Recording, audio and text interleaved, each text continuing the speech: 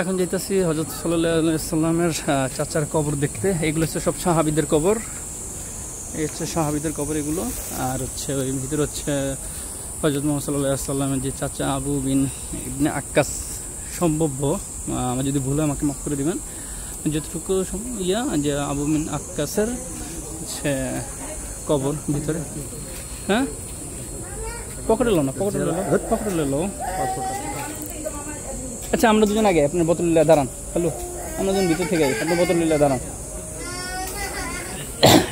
আচ্ছা এই যাচ্ছে ভিতরে কবর, দেখছো সবাই কোন শরীর পড়তেছে পড়তেছে। হ্যালো, পানি দিয়ে ভিতরে না